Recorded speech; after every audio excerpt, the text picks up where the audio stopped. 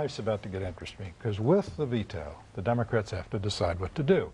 And the Democrats, as a party, are so convinced they're going to win in 2008 that they are almost eager to surrender to that which is tugging them, and that is the groups on the left that are going to say no compromise with the president. On that question, then, you just saw Russ Feingold, who obviously said, okay, I don't care what Senator Levin says, I don't care what other Democrats say, I'm going to vote no, no matter what. And Fried, that's going to put pressure on every one of these Democratic presidential candidates, and this is going to cause a split in the party. It is, and it seems to me, from the point of view of a broader Democratic approach, a disaster.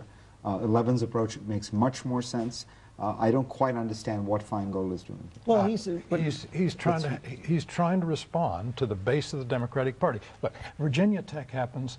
What do they say about gun control? Nothing. The Supreme Court affirms a partial birth abortion ban. What do they say about that? Do they rush to the floor of the Congress they control and submit a repeal of that ban? No, they're being very prudent.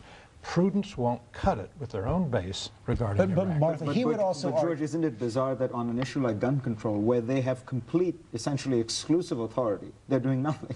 On Iraq, which is a foreign policy matter, which is far more the president's prerogative, they've decided they're going to change policy. But pay attention, at least. You have to give some credence to Feingold's argument. He says it's not just the base of the Democratic Party, George, but he says the country agrees with them. Yes, absolutely. yes. It is a much better issue, and that's why they have to look at it that way. That's why he's saying what he's saying. That's why the Democrats did this in the first place, because of the American public. That's why they're demanding a troop timetable. It is not just about wanting the troops or to come out. It is what the American people are telling them, and that's also the argument you have to take to the Republicans. And that's a danger for the Republicans, isn't it? Oh, of course it is, yes, because, I mean, the big news this week wasn't this debate. It was that the legislative branch of the United States government declared, with majorities in both houses, to end the war, which means the war is going to end.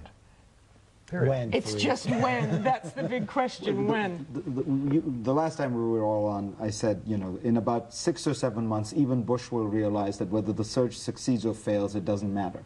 But I don't think you can budge him from his timeline. And his timeline is, at some point, he's going to come to the realization that this is not working. But he is kind of budging from his timeline, if you notice that they're moving the little progress timeline down the road into the fall. Well, it was June 1st, and then it was August, now it's September. But at some point, he will have to come to the realization. This is like a guy who's bought a stock, and he's waiting for it to turn around. And at some point, you know, the investment advisor goes in and says, this stock ain't moving. I wonder if that's true. I mean, you see General Petraeus and Secretary Gates, who seem to be in a slightly different place from the president, saying, okay, maybe August, maybe September. He hasn't budged one bit. Maybe he just says, I'm going to tough it out till November of 2008 and leave my successor with 150,000 troops. And that will be a disaster electorally for the Republican Party. I mean, I don't know whether he cares, but I think that would be an extremely difficult circumstance. I think what you'll see is them try to draw down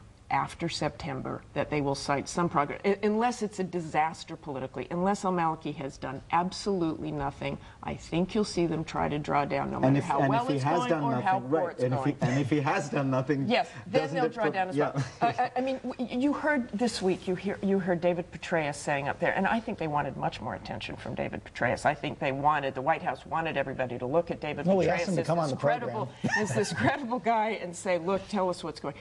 Now, he talked about Al-Anbar. What does that tell you? This is the Baghdad security plan, but General Petraeus could really only talk about Al-Anbar. And the thing about Al-Anbar is that's a great example for how a long war can be fought, that you have to wait a long time for progress, but they don't have a long time in Baghdad. They're pushing the Iraqi government to make progress, to come together and get all these things done, and yet we as a nation haven't had all the forces of our government come together and make a lot of progress in Iraq. So what does that tell you? And that's something to think about, that we have not been able to rebuild. I mean, you saw these stories about reconstruction, you saw these stories about projects falling down, and we're expecting them to make progress. I wouldn't hold your breath. George, you said the Congress declared an end to the war this week.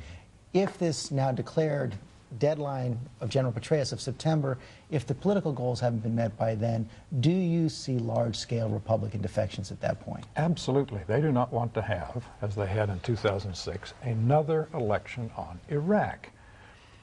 George, it took 30, 40 years for the Republican Party to get out from under Herbert Hoover. You'd say, are you going to vote for Nixon in 60s? And no, I don't like Hoover.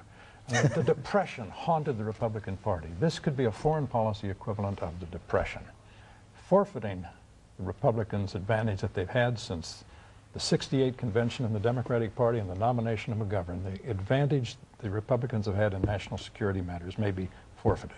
Wow.